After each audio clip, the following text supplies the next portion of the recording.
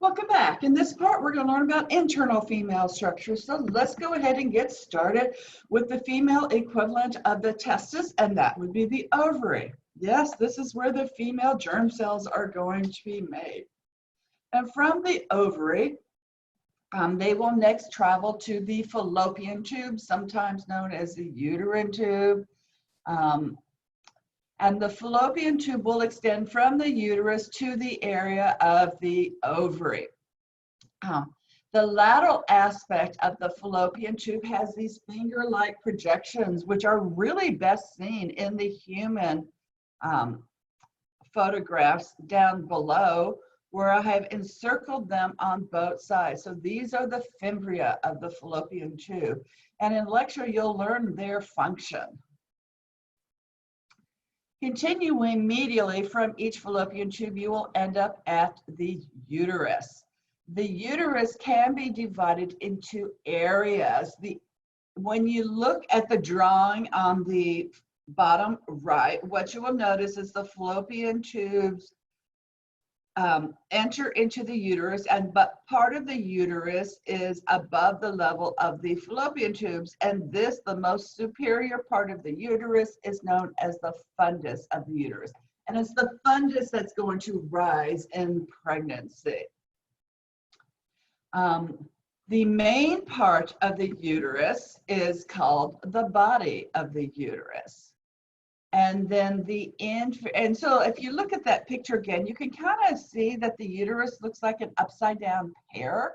Okay, so that neck of the pear, which is down at the bottom in the uterus, that neck is known as the cervix of the uterus. And it is the cervix which actually you see when you look in the vagina. It's the lowest, most portion part of the uterus. I want to point out in all of these pictures that you clearly see that because it's in the vast majority of women, something like 80 to 90% of the women, the uterus is angled and tilts anteriorly so that it actually sits above the urinary bladder. And that kind of explains why pregnant women have to go to the bathroom all the time, because there's pressure on their bladder and it can't fill nearly as much as it could when they weren't pregnant. Going back to the cervix, there is an opening in the cervix, the opening through which the baby has to exit or a sperm has to enter, and this is known as the cervical canal. And the most inferior portion of the cervical canal is known as the external os of the cervix, and we're just going to call it the cervical os. So continuing along this pathway, let's look specifically at the uterus a little bit more. And in the uterus, we have three different layers. The innermost layer is known as the endometrium. Metrius meaning uterus and endo meaning on the inside. And it's part of the endometrium that sloughs when women have their menstrual periods.